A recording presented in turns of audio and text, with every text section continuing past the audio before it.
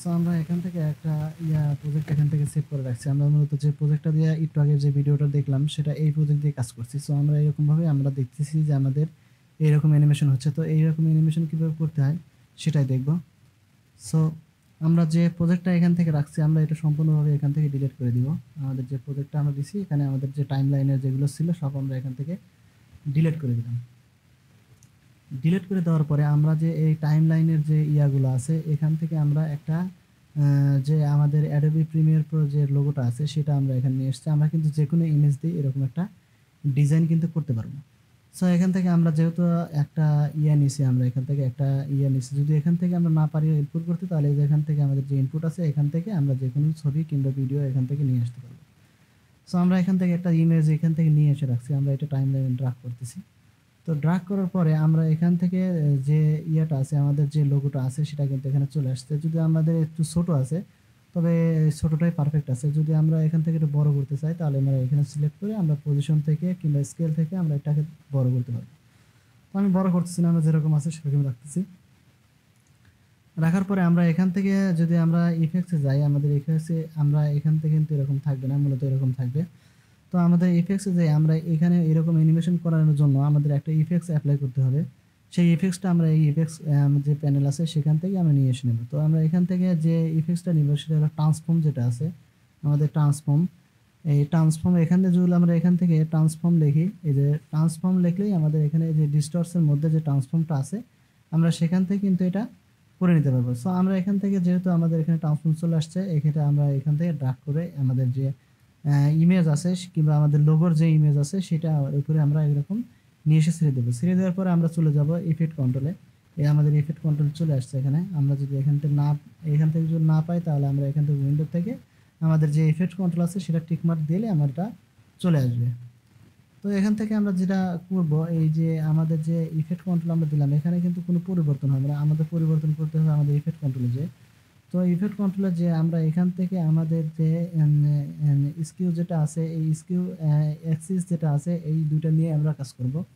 এখানে কিন্তু রোটেশন দেওয়া আছে, রোটেশন দিলে আমাদের এরকম ঘুরবে, যেরকম ঘুরবে, ঠিক আছে, এরকম ঘুরবে। তো আমাদের দুইটা কাজ মূলত আমাদের যে আছে, যে ভিডিওটা দেখছি সেটা মূলত আমাদের লোগোগুলো কাঁপতেছে এরকম একটা অ্যানিমেশন হয়েছে। তো আমরা এখান থেকে অ্যানিমেশন করানোর জন্য আমরা যেটা করব, এই যে এখান থেকে আমাদের যে আছে এখান থেকে আমরা যে কোনো একটা দেবো যে প্রতি সেকেন্ডে আমরা কতবার করে নড়বে এরকম একটা দিয়ে দিব।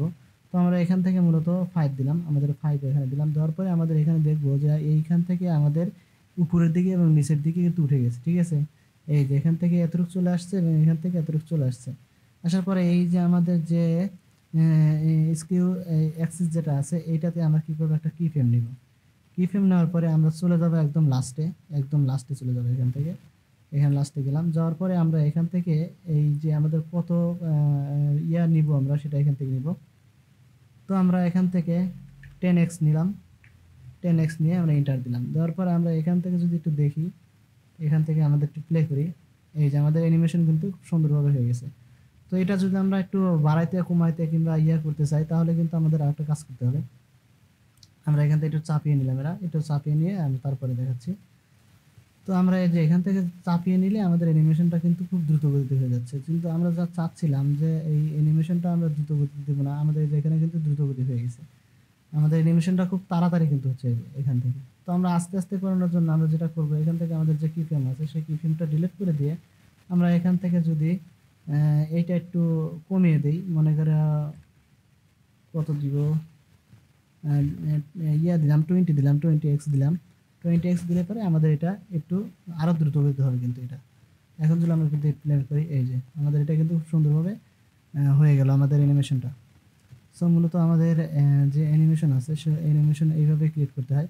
তো আমরা যে ভিডিওটা দেখছি সেই ভিডিওতে মূলত এরকমভাবে একটা অ্যানিমেশন করানো হয়েছে। তো এখান থেকে আমরা যত এটা বাড়িয়ে দেবো কমিয়ে দেবো তত কিন্তু আমাদের এটা অ্যানিমেশন হতে থাকবে। অনেক সময় আমাদের দেখি আমাদের ফটোগুলো অনেক সময় কাঁপতে কাঁপতে আসে, তো মূলত এই যেরকমভাবেই কাঁপতে কাঁপতে আসে। সো আমাদের অ্যানিমেশন মূলত আমাদের এই ট্রান্সফর্ম যে একটা আছে, ট্রান্সফর্ম এই যে ইফেক্ট আছে ভিডিও ইফেক্টের মধ্যে যে ডিস্টরশন ট্রান্সফর্ম আছে এটা দিয়ে মূলত এই কাজটা করে। সো আজকের ভিডিও এই পর্যন্তই, দেখা হবে নতুন ভিডিওতে। সে পর্যন্ত ভালো থাকবেন, সুস্থ থাকবেন। আর যদি চ্যানেলটা ভালো লাগে তাহলে অবশ্যই সাবস্ক্রাইব করে দেবেন।